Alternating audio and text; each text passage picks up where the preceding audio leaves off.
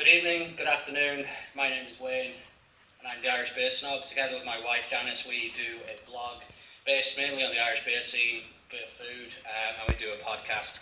So today I'm going to talk to you about the Irish Beer Revolution. So I see a lot of familiar faces that were here at EBBC 14 last year, so it's great to see people again.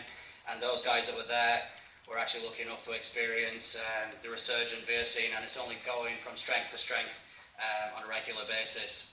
So when people think of Irish beer, unfortunately, Guinness is the main beer. It's been marketed really well. There's other beers like Harp, Smithwick's and Beamish that would also kind of fill the more popular Irish beer brands. So what I'm here to tell you today is there's a lot more in Ireland than just Guinness. As we all know, in the last 10 years we've experienced a terrifically horrible recession in Europe, and Ireland, like a lot of countries, went through the absolute ringer. Now, a strange thing happens in recession.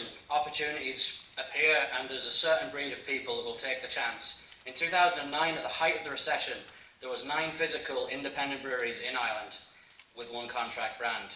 As of now, in 2015, we're up to 64 independent breweries in the Republic, in the 32 counties of Ireland, and including 31 contract brands. Now, those figures are up to last week. Now, we've obviously seen an increasing number of contract brands, and that can bring concerns in terms of quality of the product, and we obviously had a very emotive debate this morning about fake breweries, so it's obviously topical. Beer consumption in Ireland for the first time in many years has actually increased in 2014. Those figures were released by the Irish Brewers Association last week, and currently the independent craft beer movement in Ireland has a share of the market between 1.2 and 1.5%. Now, that is tiny numbers compared to our friends from the States, where they're up in double digits now. We all know Ireland has a tremendous history of emigration, the wild geese, you know, all around the world, US, Europe. We've been emigrating for generations. But now the word about Irish craft beer, and those who were with us last year in Dublin would have experienced firsthand, but now Irish brewers are winning awards at international beer events. We had Amberella by 8 Degrees win a bronze medal in the World Beer Olympics there a couple of years ago. Brew Brewery won a gold medal for their gluten-free lager at the World Beer Awards recently.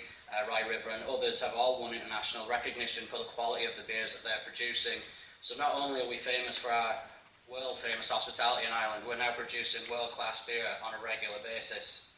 So what does the future hold for the market in the Republic of Ireland, and the challenges that maybe face it? The continued growth of market share is a challenge. When you're a small brewery, it's very hard to find the time and marketing expertise to get out there and sell and convert accounts. So I think we need to really focus more on the UK experience with regional focused breweries that concentrate on local areas first, and then if you get into the major urban areas, that's often a bonus.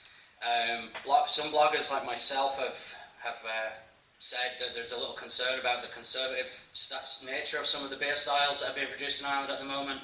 Like, as I've said, there's no point in 50 breweries producing a red ale unless that red ale is the best ale you'll ever taste. Competition from the industrial players. Now, this is where we're seeing a bit of an interesting fight back from brands like Diageo and Heineken. Diageo bring out a product called Hop House 13, which is a triple hop lager, is what they describe it as. It has marginally more flavour than Budweiser, and it's still terrible. Cute Hoor as well is a Heineken product, and it's, you know, in fairness to Diageo, they do admit that it's proudly made in St James's Gate. Heineken are a little bit more sketchy about where they produce Cute Hoor. Obviously, in linking to the food, good food and slow food, again, there is massive opportunities for Irish beers to be exported, and currently there are a number of breweries exporting to over 20 countries worldwide, particularly the United States and Europe. I suppose we've got a great story to tell about our beers in Ireland, and we just want more people to come and experience world-class beer with world-class hospitality. Now, you can find more information on our blog at irishbeersnob.com. Twitter is at irishbeersnob. Instagram and Untapped are the same. Janice is at Mrs. Beersnob, at Mrs._Beersnob on Instagram, because there is someone in America called Mrs. Beersnob, so that's got me into trouble a few times. And you can obviously, who's this Mrs. Beersnob?